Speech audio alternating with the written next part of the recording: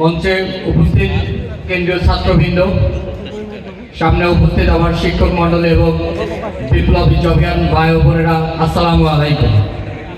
প্রথমে স্মরণ করছি জুলাই বিপ্লবে অকুতোভয় বীরদের, যাদের প্রাণের বিনিময়ে আমরা একটি ফ্যাসিস্ট মুক্ত বাংলাদেশ পেয়েছি, যাদের প্রাণের বিনিময়ে আমরা একটা নতুন বাংলাদেশের স্বপ্ন দেখতে পেরেছি।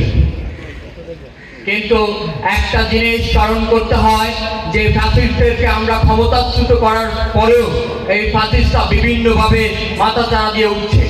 তারা কখনো রিক্সাওয়ালা হয়ে, তারা কখনো আনসার হয়ে দেশে ফিরে আসতে চাচ্ছে। তারা যখন এইগুলা দিয়েও আমাদের ঐক্যের ফাটল দাঁড়াতে পারছে না, তখন তারা যাচ্ছে তাদের মদতদাতা, তাদের পৃষ্ঠপোষক পার্শ্ববর্তী দেশ ভারতের কাছে। তারা যাচ্ছে ভারতীয় আগ্রাসন দিয়ে এদেশকে জ্বালিয়ে পুড়ে দিতে। কিন্তু আমরা ঐক্যবদ্ধ। এই ভারতীয় আগ্রাসন এতদিন চলছে, আর চলতে পারে না। ভারতীয় আগ্রাসনের মুখে জীবন দিয়েছে ফেলানে, ভারতীয় আগ্রাসনের মুখে জীবন দিয়েছে আমার ভাই আপনার পাহাড়। তবে আর নয়, ভারত সরকারকে বলতে চাই, এটা এখন আর আপনাদের গৃহপালিত দেশ নয়। যা বলবেন বুঝে শুনে বলবেন। এদেশ জাতীয়তাবাদের, এদেশে সবাই বাংলাদেশে। আপনারা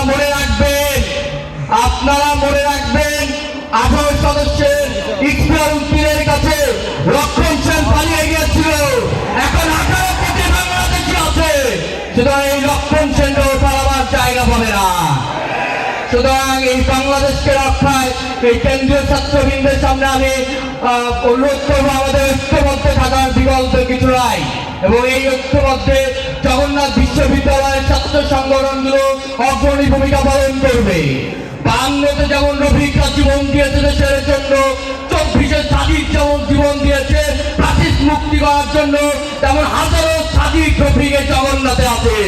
দেশের প্রয়োজনে যে কোনো মুহূর্তে জীবন দিতে প্রস্তুত। কিন্তু দুঃখের কথা দুঃখের সাথে বলতে হয়, রাজপথে যখন দেখেন এই জগন্নাথ বিশ্ববিদ্যালয় আগে যায়, রাজপথে যখন দেখা যায় জগন্নাথ বিশ্ববিদ্যালয়ের শিক্ষার্থীরা জীবন দিয়ে দেয়, কিন্তু আমরা জগন্নাথ বিশ্ববিদ্যালয়ের শিক্ষার্থীরা অবহেলিত। আপনারা এই বিষয়টা খেয়াল রাখবেন। সর্ব জায়গায় জগন্নাথ বিশ্ববিদ্যালয়কে কিভাবে অগ্রে প্রাধান্য দেওয়া যায় সেই বিষয়টা আপনারা খেয়াল রাখবেন। এই আশা ব্যক্ত করে আমি আমার বক্তব্য শেষ করছি। ধন্যবাদ সকলকে।